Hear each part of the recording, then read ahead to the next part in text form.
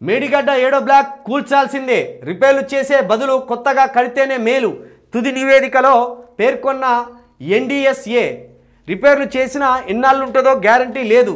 మళ్ళీ భారీ వరద వస్తే తట్టుకోవడం అనుమానమే. డిజైన్లలో లోపాలతో పాటు మెయింటెనెన్స్ పట్టించుకోలేదని వెల్లడి. 2 వారాల్లో సర్కార్కు నివేదిక అందే ఛాన్స్.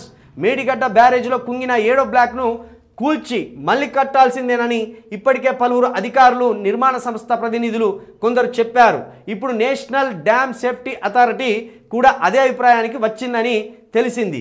7వ బ్లాక్ను పూర్తిగా కూల్చేసి కొత్తగా నిర్మిస్తేనే బాగుంటుందన్న అభిప్రాయాన్ని తన తుది నివేదికలో ఎన్డీఎస్ఏ నిపుణుల కమిటీ పేర్కొన్నట్టు సమాచారం. కట్టుర్రి పోయేదేమున్నది. ఇగో అంటే దీన్ని ఇప్పుడు ఏంటంటే దీని అర్థము, ఇగో కేసీఆర్ కట్టిన కాళేశ్వరంలోని మేడిగడ్డ ప్రాజెక్టులోని 7వ బ్లాకు చూడురా 4 సంవత్సరాలు కాకముందే కూలిపోయింది.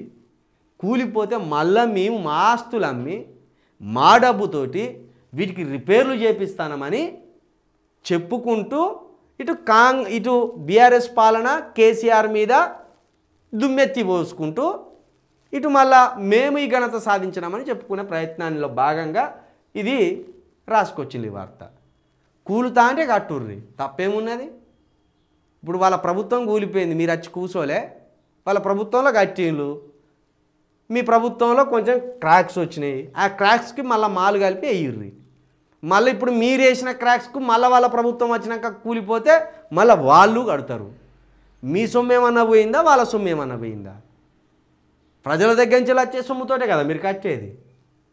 లేదు ఇంత లోపభూయిష్టంగా కట్టిండ్రు అనేది మీరు అన్ని ఆధారాలతో దొరకబట్టి దానికి కారణం ఎవరు? జైలు వేయర్రి. అటు ఆ శాతన కాదు, ఇటు ఈ శాతన కాదు, కానీ రోజు ఇట్లా వార్తలు రాసుకొచ్చుకుంటా అక్కడ ఏదో జరిగింది అని చూపించే ప్రయత్నం చేస్తారు.